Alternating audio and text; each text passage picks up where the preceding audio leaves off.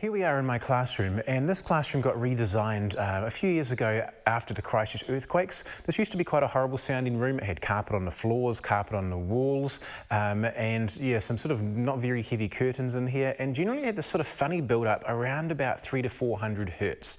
So everything in the room kind of sort of sounded like this low mid-range build up when you were trying to record, especially guitar amplifiers and drums. It wasn't a very pleasing sound at all.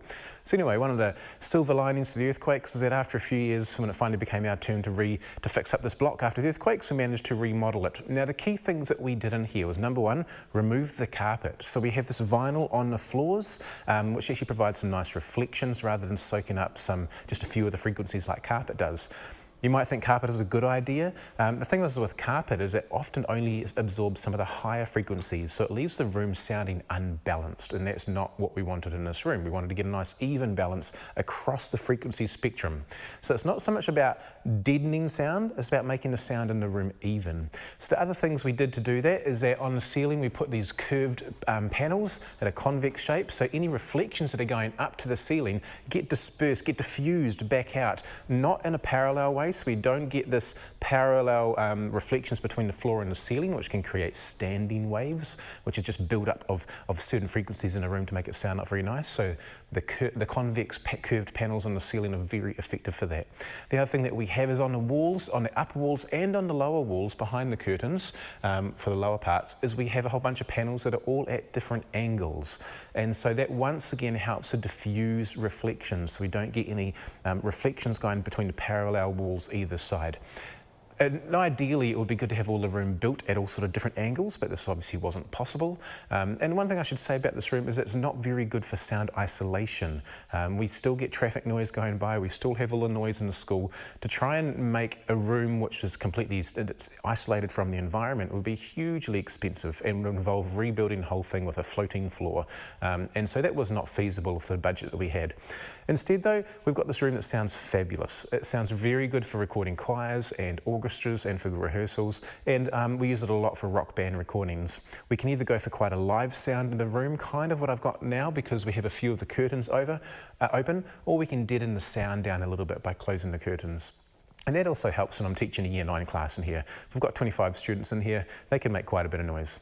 So if you're going to try and rebuild and remodel your music department to try and create a space that sounds good acoustically for recording, the key thing is not that you need to spend the money on sound isolation, it's that you want to try and get an even frequency response across the audio spectrum. So an even response of sound, as even as possible, from the low bass frequencies to the higher treble frequencies. Often that might involve consultation with an acoustics specialists, not the school architects. I don't know what it's like in overseas, but in New Zealand, our school architects seem to give pretty bad advice when it comes to rebuilding and remodelling music departments.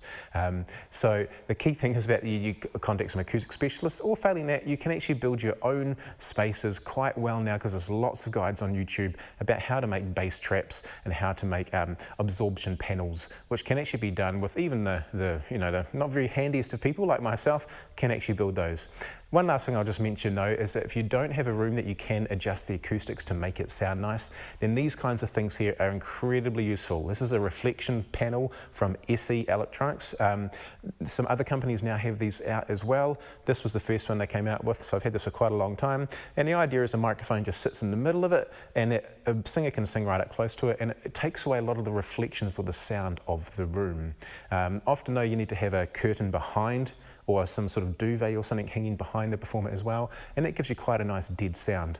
You also do get the similar sorts of thing from them for guitar amplifiers.